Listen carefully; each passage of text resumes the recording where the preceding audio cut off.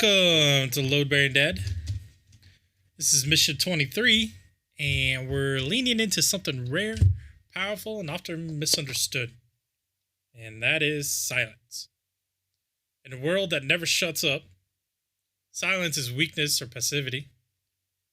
It's power, it's control, and it's choosing your presence on purpose. Let's go deeper than just noise reduction. Let's discover what silence makes possible. So we're starting off with the mental reboot. Silence as strength. Silence isn't absence. It's attention. We often fill the space between emotions with noise, like TV, scrolling Facebook, or TikTok, whatever your poise is, music, and chatter, because silence feels uncomfortable, and that discomfort is revealing. So try this. Sit there for 3 minutes with no input, just breathing, and notice what comes up. Maybe it's anxiety, maybe it's clarity, and maybe it's grief. But silence is where the truth gets louder. And the deeper your silence, the clearer your next step becomes. So there's a saying that says, silence gives your inner voice space to speak. I tell you, as a kid, whenever I did something wrong and I sat in silence, either because I got put in the corner, yep, I got put in the corner, or there's a train that came by right when I'm recording my podcast. It's awesome. If you could hear that, well, I live next to the train. You usually get used to it. A lot of people are like, doesn't that train get loud or whatever? Anyways, sorry, I'm sidetracking. Anyways, as a kid, I would always sit in silence, and that would eat me up. I'd be like, man, I really screwed up. Man, I shouldn't have lied about that. Like that's where the truth is speaking louder than ever. So, but silence is also strength in conversation. So when someone's spiraling, silent holds space for them to return. So as a kid, you could be like, hey, why don't you go sit in the corner over there, think about what you did, and be silent? Because that silence, is going to do them well. As an adult, we can't really be like, hey, buddy, why don't you go sit in the corner over there and be quiet for 3 minutes? Like, you can't really do that to another grown man or another grown adult. You can't tell them, why don't you be silent for 3 minutes and then reflect on it and get back to me? Probably end up with a fist in your face. Sorry, I don't condone that violence, by the way. But maybe in a way that you could help an adult realize that when someone's spiraling like that, especially if they're emotional or angry or something, be like, hey, listen, I know you're spiraling right now, or it looks like you are. Looks like you're angry or something. What I do sometimes just to quickly get over this is I just take about 3 minutes to go somewhere. Like I go sit in my car and I just don't think of anything or do anything. Honestly, that really helps me recharge, reflect, bring clarity to the situation, and I can come back in and face the day. And then they may thank you later for that. So, I mean, another example I had was where I work. I had someone who was entitled. They thought they ran the company, and their name's not even on the building. And I went out to my car, and I was livid because I don't take disrespect very well. And, I like to treat people the way I like to be treated, with respect, right? So, this dude just was trash, scum. He ended up getting fired later. And I'm just like, dude, this guy is something. So I was punching my steering wheel. My boss called me and he's like, listen, swallow your pride. And that, to me, helped me, like, calling him. And then I sat there for another few minutes, like, without even realizing I was doing this. Just sitting there, like, just gotta breathe. And then I went up. And, yep, swallowed my pride. Helped him out. Just waited for the time bomb to go off. Not literally, just... it was coming. His time was coming at that plant to go find a new job. So there's that. When your partner needs safety, not answers, silence listens.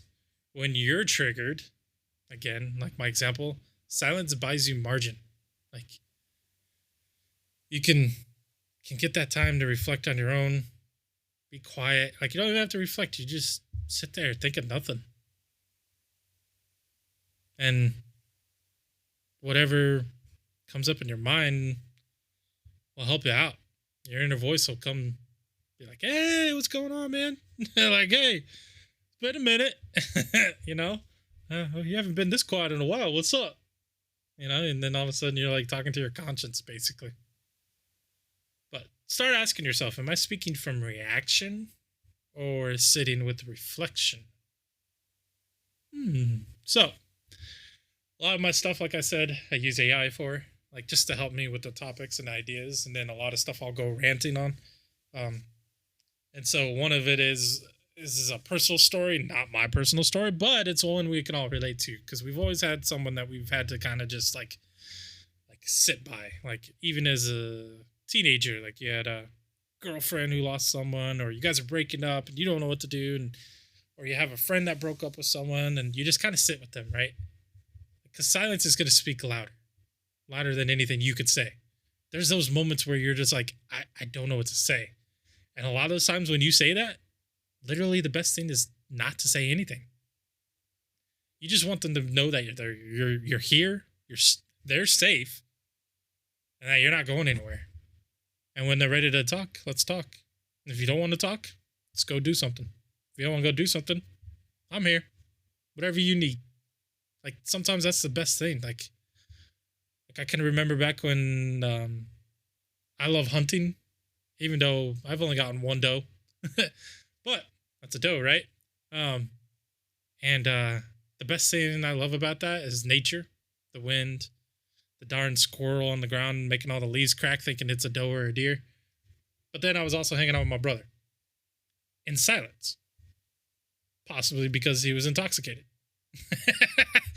But he was actually passed out. To me, I was like, we're bonding. To him, he's like snoring. I'm like, oh my God, he's going to scare the deer away. But he was asleep when I got my first doe too. You should have seen him jump.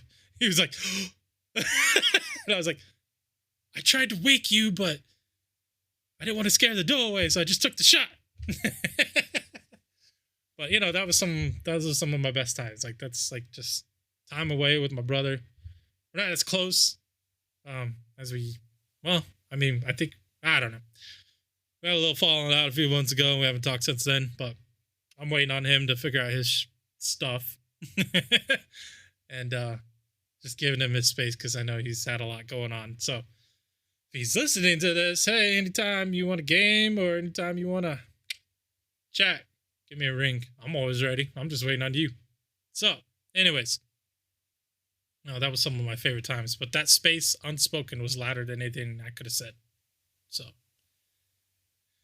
it's time for your hack of the day. It's, again, the 3-minute reset. Next time you're overwhelmed, just do this. Turn off all sounds around you. Notifications, podcasts. Not mine, but others. And even music. Set a timer for 3 minutes. Close your eyes and breathe.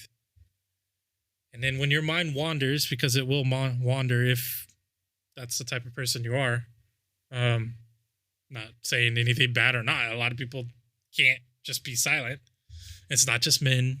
It's you know, I know it's a joke that men could just turn off their brains. It's not a joke. It's the truth. But we can. I literally could turn off my brain and just be like,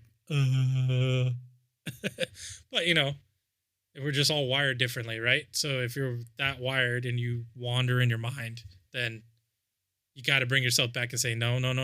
This space is to reset. It's just to be quiet. Just to not think of anything. You'll be amazed at what these 3 minutes of quiet can do. Also, you can do it as many times as you want throughout the day. It brings recovery. That's the main thing. So, on to our sports debrief. The Open Championship is on this way this week. I don't know if I talked about it before or not, but I'm truly excited because I had it on most of the day, and it becomes a repeat if you ever watch during non-tournament days. A lot of it's repeat because they can only talk about so much, especially since they're in Ireland and like 12 hours ahead or whatever. And I say that because the first tee time for this Thursday is at 12:56 a.m. Not waking up for that. I will wake up. Well, I'm not waking up for Scotty and them either. That's at 4 a.m. Gross. But I will get to watch Rory, who's my favorite player. But speaking of Rory, he's seeking redemption. His ability to reset between shots to find silence before the swing is unmatched. You got Scotty Scheffler, world's number one. He enters as a quiet favorite, emotionless, steady, and deliberate. And then you got Shane Lowry, a previous Open winner, and is quietly surging. His calm under pressure mirrors what silence offers us. Control over the storm. I freaking love Shane. That guy just brings joy to the game, and I bet he'd be a joy to drink with. But if you've never watched golf, just look up when Shane's playing. Well, not this Thursday because it's like 4 a.m. They may switch that hopefully on Friday, but dude, he just loves the game. Like, you could just watch him, and like, dude, just when he hits a good shot or something, he lets you see it. The joy that he has is like, oh, it's so cool. He's such a cool dude. But the Open isn't won by raw power. It's won in the quiet between swings. So how do we do the same? First off, you want to breathe before you reply. Take the time. Read over that text, read over that email, and just breathe. And then pause before you decide what to say. Should I send this to my wife? The next step is to reflect before you react. So probably the answer is no. But let silence be your caddy. Sorry, I've been dealing with stomach issues the last week, so I have some acid reflux going on. So if you hear me hiccuping or something, I'm all right. I think I'm all right. Sometimes it feels like I'm having a stroke. Anyways, our salute to the load bearers. Today we honor the one who listens instead of lectures. The veteran who speaks only when the words matter. The friend who shows up without needing to fix it. And the leader who reads the room and waits to speak with precision. You show us silence isn't passive, it's powerful.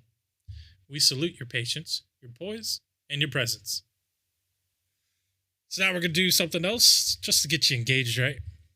So we've been talking about silence. So what I want you to do is, after I talk, we're going to take like 60 seconds and I'll put some music in, even though that's not really silence. But for this, just 60 seconds, you can pause it or listen to the music.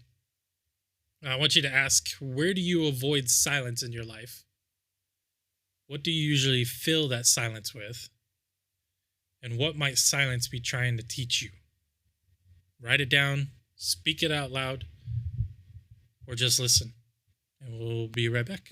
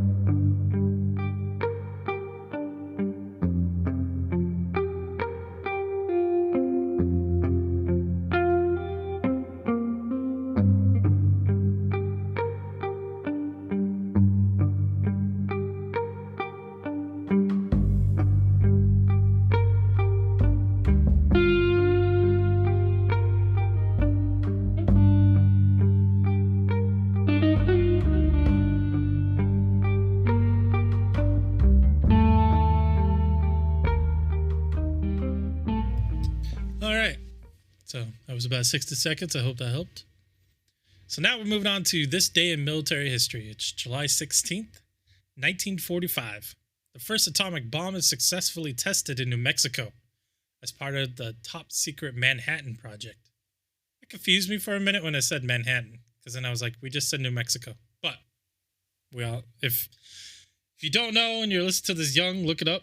But it was known as the Trinity test. This detonation marked the beginning of the nuclear age. The explosion, equal to 21,000 tons of TNT, created a blinding flash and a silent shockwave that changed the course of global conflict forever.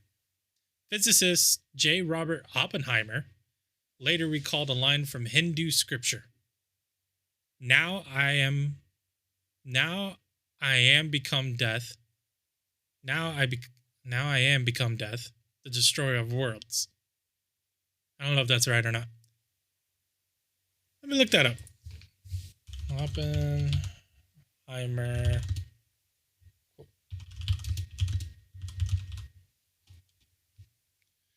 Now I am become death, the destroyer of worlds. Oh, yep, that was right. Okay. Also, now in 1957, July 16th, the U.S. Marine Corps assumed control of the Iwakuni Air Station in Japan from the Royal Australian Air Force. Though less dramatic than the testing of an atomic bomb, the silent transition deepened America's strategic presence in the Pacific during the Cold War. Iwakuni would go on to serve critical roles in the Korean and Vietnam Wars and remains a key location today. These moments remind us, silence often surrounds history's most defining moments or events. Whether it's the countdown to a detonation or the quiet signing of a transfer order, the shift is real, even when the noise is not. Now we're looking at tech gear designed for stillness and awareness. So we got the Sony LinkBuds S.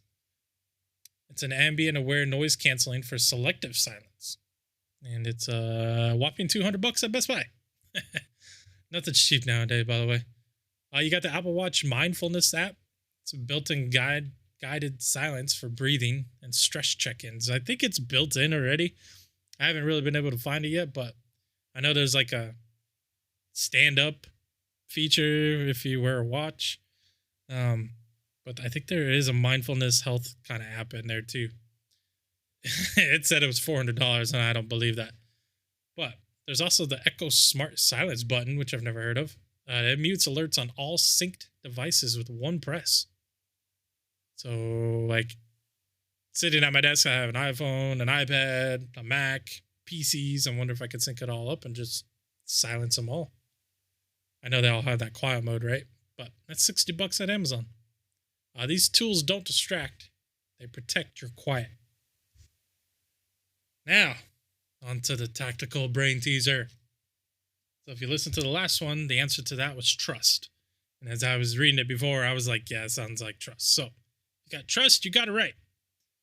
So now today's is, and I'm going to try to read this through one time. Voiceless, it cries. Wingless, it flutters. Toothless, it bites. Mouthless, it mutters. What is it? Drop your answer in the comments, and we'll see what the answer is next time. I don't get the answer until next podcast either, so I don't know the answer. But I'll think about it. So, you made it to the end of Mission 23, and now here's your challenge. Schedule silence. Seriously. Like, drive with no music. Walk with no podcast, unless it's Load Bearing Dad, then choose another time to... No, I'm just kidding. Walk with no podcast. Sometimes that's the best thing, right? Just go walking. Because then you're focused on not stepping on something or breaking your ankle, but you're just walking and taking in everything. Go for a walk. Silence your mind. Yeah, there's a joke about that. Me and my buddies were playing Apex, and one of our guys, we like to push, and one of our guys was upstairs, and I was like trying to heal up, and the other guy was pushing by himself when the other guy should have been down there pushing with him while I was healing up, and they ended up getting heated, and was like, where were you? Why didn't you come down? Blah, blah, blah. And he's like, stop yelling, man. Go take a walk. Like, I'm a grown man. Don't yell at me. Go take a walk.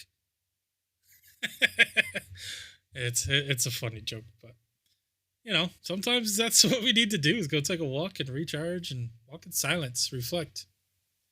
And then also, you know, have a dinner without TV. Let the silence speak, let it guide you, and let it carry you. This is Load Bearing Dad. We don't fear silence. We use it. Until next mission, carry stillness, carry awareness, and carry well.